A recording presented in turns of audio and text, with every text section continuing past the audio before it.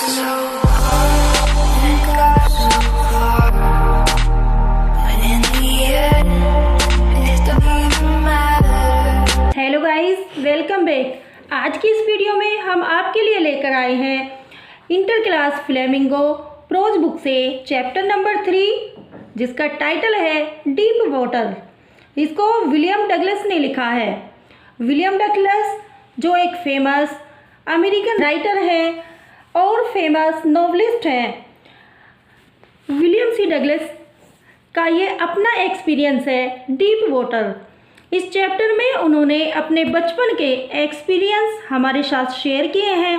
जब वे 4 या 5 वर्ष के थे तो उन्हें उनके एक अननोन फ्रेंड ने तालाब में तैरना सिखाने के लिए फेंक दिया था। वे बहुत डर गए थे।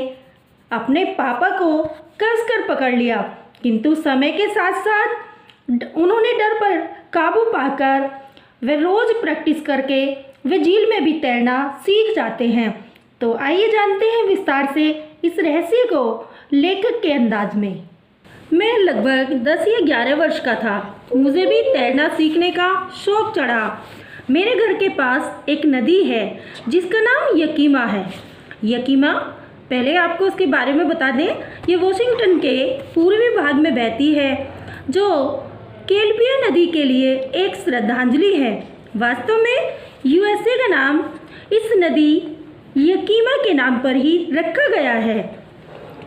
आगे स्टोरी की ओर बताते हैं। किंतु इस नदी की गहराई व विशालता को देखकर मैंने इसमें तैरने का निश्चय ही मन से निकाल दिया, क्योंकि अक्सर मेरी माँ व अन्य लोग भी बताते थे कि इस नदी में बहुत खतरा है। समय समय पर चेतावनी दी जाती थी जब इसमें सैकड़ों बच्चे व मवेशी डूबने का पता चलता था। सो मैंने तैरना सीखने के लिए एक तालाब को चुना। इसका नाम YMCA था। उतले किनारों पर केवल 2 या 3 फुट ही गहरा था। गहराई धीरे धीरे बढ़ती एक दूसरे किनारे पर 9 फुट गहराई तक थी, पर एक सुरक्षित ताल था। मैंने वाटर विंग्स पहने और जल के अंदर चला गया, किंतु उस समय मुझे अपने बचपन की वह याद ताज़ा हो गई जब मैं मात्र 5 वर्ष का था और मैं अपने माता पिता के साथ कैलिफोर्निया के समुद्र तट पर गया। लहराती तरंगों ने मुझे गिरा दिया। मेरी सांसें रुक गई थी। मैं बहुत डरा हुआ था। पिताजी हंस रहे थे, किंतु लहरों को पराजित करने वाली शक्ति का आतंक मेरे दिल में था। इस स्विमिंग पूल के जल में वही डर पुनः मेरे मन में जगह दिया। दूसरे बच्चों को देखकर मैं भी अपने हाथ पैर चलाने लगा और कुछ दिनों के लिए निरंतर प्रयास से मुझे अपने ऊपर आत्मविश्वास, सेल्फ कॉन्फिडेंस होने लगा। तभी एक दुर्घटना हो गई। मैं स्विमिंग पूल पर गया। वहाँ कोई न था। जल शांत था। टाइल लगा हुआ तल बाथ टब की तरह सफ़ेद और स्वच्छ दिख रहा था। अकेला पूल में जाने से मुझे डर लग रहा था, सो मैं अन्य बच्चों के आने का वेट करने लगा। कुछ देर बाद एक हेल्दी सा लगभग 18 ईयर्स का लड़का वहाँ आया। वह बोला, ओ पलतू, तुम्हें डूबना कैसा लगेगा? Hi skinny, how did you like to be ducked? इतना कहकर उसने मुझे उठाकर पानी में फेंक दिया। नीचे गिरते हुए मैंने योजना बनाई, जब मेरे पैर जमीन पर पड़ेंगे मैं बड़ी छलांग लगा लूँगा, सतह पर आ जाऊँगा और उस पर सीधा लेट जाऊँगा, फिर तैरकर ताल के किनारे पहुँच जाऊँगा। परंतु दृश्य तो कुछ अलग ही था। बाप रे बाप, ओह माय गॉड! नीचे का रास्ता बहुत बड़ा लग रहा था। 9 फुट, अरे डर की वजह से 90 फुट लग रहा था। सतह में पहुंचने से पहले ही मेरे फेफड़े कटने लगे थे। मैंने साहस नहीं छोड़ा। हाथ पैर कंटिन्यू मारता रहा। हालांकि मेरी सांस फूल रही थी, फेफड़ों में दर्द हो रहा था, मुझे चक्कर आ रहे थे। चारों ओर पानी के अतिरिक्त कुछ भी नहीं दिखाई दे रहा था। मेरी सारी ट्रिक फेल हो रही थी। यूँ कहो कि पूर्ण भय ने मुझ पर काबू कर लिया। वह भय जहाँ समझ काम नहीं करती है, वह भय जो काबू से बाहर हो जाता है, वह भय जो वही जान सकता है जिसने उसे अनुभव किया हो। पानी के अंदर मेरी चीखें भी मानो जम गई थी। केवल मेरा दिल और मेरे सिर की धड़कन कह रही थी कि मैं अभी जीवित हूँ। मैं लगातार छलांग लगाता रहा। अपने हाथ पैर चलाता रहा। मैं जल के अंदर कुछ सहारा ढूंढ रहा था। रस्सियाँ, सीढ़ियाँ या वाटर विंग्स को तलाश रहा था ताकि उसे पकड़कर मैं आगे बढ़ सकूं, किंतु सब व्यर्थ रहा। एक बार फिर डर से मैं हिल और काँप रहा था। मेरे हाथ पैर बिल्कुल भी काम नहीं कर रहे थे। पानी मेरे मुंह, नाक, कान सभी में भर चुका था। मैं सहायता के लिए अपनी माँ व दूसरों को पुकार रहा था, पर सब बेकार था। लगातार प्रयास से मैं अचानक बाहर आ गया, पर मैं बिल्कुल थक चुका था। आराम करना चाहता था। मैं बेहोश हो गया।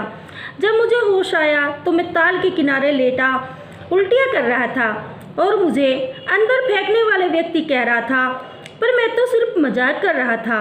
तभी किसी दूसरे व्यक्ति ने कहा, ऐसे मजाक होता है, ये बच्चा लगभग मर ही गया था, अब शांत हो जाओ और इस बच्चे को रूम में ले चलो। कई घंटे आराम करने के बाद मैं घर वापस आ गया। कई दिनों तक मेरा स्वास्थ्य खराब रहा। उस दिन के बाद फिर दोबारा मैं उस ताल पर नहीं गया। कुछ वर्षों बाद भी वह डर मेरे मन में बैठ चुका था, यहाँ तक कि अगर मैं टीटन या वम्पिंग नदी को चलकर पार करना या गोट रॉक की गर्म झील में नहाना चाहता तो वह पुरानी घटना का डर मेरी टांगों को शून्य कर देता था। इतना ही नहीं, इस डर के कारण मैं कभी नौका विहार, मछली पकड़ना, बड़ी नाव चलाने का भी आनंद नहीं ले पाता था। मैंने बहुत कोशिश की, किंतु इस डर को मैं छोड़ न सका। 1 अक्टूबर को मैंने तैरना सीखने के लिए एक टीचर अपॉइंटेड किया। 1 सप्ताह में 5 दिन प्रतिदिन 1 घंटा तक अभ्यास कराता। टीचर मेरे चारों ओर एक बेल्ट बांध देता। रस्सी का एक छोर मेरे पास होता और दूसरा टीचर के। इस तरह हम दोनों आगे पीछे तैरते हुए आगे बढ़ते वे बाहर निकलने का अभ्यास करते थे। 3 महीने की प्रैक्टिस से मैंने पानी के अंदर मुंह डालकर सांस छोड़ना और नाक उठाकर सांस लेना, पानी के अंदर सिरे डाले रखना, प्रॉपर हाथ पैर चलाना, ये सभी सीख लिया था। अप्रैल का महीना था। मेरे टीचर ने मुझसे कहा, अब तुम तैर सकते हो, अतः ताल की पूरी लंबाई तैरकर पार करो। शिक्षक का कार्य था सिखाना, सो वह पूरा कर चुका था, किंतु मेरा कार्य प्रदर्शन शेष था। सो मैंने साहस का परिचय देते हुए ताल का एक चक्कर पूरा कर लिया। किंतु जब मैंने देखा कि पुराने आतंक ओल्ड टेरर का एक फ्रैक्शन फिर लौट आया था, पर इस बार डरा नहीं बल्कि क्रोधित होकर मैं बोला, अच्छा तू मुझे डराना चाहता है, ठीक है, ये तुम्हारे नाम पर है। देख, मैं पुनः ताल की लंबाई को एक बार और पार कर देता हूँ। लगभग जुलाई तक ऐसे ही चलता रहा, पर मैं अपने परफॉर्मेंस से सेटिस्फाइड नहीं था। सो अपने भय को समाप्त करने के लिए मैं अनेक स्थानों पर गया। वहाँ जाकर तैरा, जैसे न्यू हैम्पशायर की लेक, बेंटवर्थ, ड्रग्स आइलैंड से स्टेप एक्ट आइलैंड तक लगभग 2 किलोमीटर दूरी तक तैरकर ही पार की। और तैरते समय मैंने crawl, breast stroke, side stroke और बैक स्ट्रोक जैसे ट्रिक्स का यूज किया। इस दौरान एक बार फिर मेरा डर मुझे वापस आता दिखाई दिया। जब मैं झील के बीच में था तब मैंने जल में सिर डाला और मुझे डीप वाटर के अतिरिक्त कुछ न दिखाई दिया, किंतु मैंने इस भय का हंसकर सामना किया और कहा, well mister terror, what do you think you can do me? अच्छे आतंक साहब, आपके ख्याल में आप मेरा क्या बिगाड़ सकते हो? यह सुनकर वह डर भाग गया और मैं तैरता हुआ आगे चला गया। ऐसा करने पर भी मेरे मन में शक बाकी था। सो पहला अवसर मिलते ही मैं वेस्ट की ओर चला गया।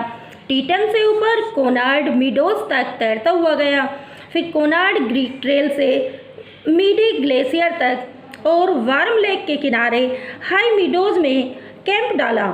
नेक्स्ट डे फिर झील में गोता लगाकर दूसरे किनारे तक पहुंचा, फिर वापस आया और अपनी सफलता पर इतने जोर से चीखा कि मेरी ये खुशी भरी चीख गिलबर्ट चोटी पर गूंजने लगी। इस प्रकार मैंने जल के भय पर विजय प्राप्त कर ली। फ्रेंड्स, मेरे इस अनुभव का मेरे लिए गहरा अर्थ था। इस मीनिंग को केवल वही लोग समझ सकते हैं जिन्होंने रियल टेरर को जाना है और उस पर विजय प्राप्त की है। मृत्यु में एक शांति होती है, आतंक तो केवल मृत्यु के भय से होता है। अकॉर्डिंग टू रूजवेल्ट, हमें जिस वस्तु से डरना है वह डर ही है। सो मैंने भी मरने और मरने के भय से पैदा होने वाले दोनों आतंक का अनुभव किया था। जीवित रहने की इच्छा कुछ अधिक तेज हो गई थी। सो अंत में मुझे इस भय से मुक्ति का अनुभव हुआ। सो अब मैं आज़ाद था। मैं पगडंडियों पर चलने के लिए, पहाड़ों की चोटियों पर चढ़ने के लिए, क्योंकि इस भय को मैंने दूसरी तरफ पीछे छोड़ दिया था। So students, now at this time we can say that डर के आगे जीत है। सो स्टूडेंट्स, मुझे उम्मीद है कि आपको ये वीडियो के द्वारा इस लेसन की समरी समझ में आ गई होगी। यही कहूँगी कि वीडियो को बार बार देखिए, वीडियो को लाइक कीजिए, चैनल अभी तक सब्सक्राइब नहीं किया है तो इसे सब्सक्राइब कीजिए। खुश रहिए, बने रहिए। मिलते हैं नई वीडियो में, तब तक के लिए थैंक यू फॉर वॉचिंग।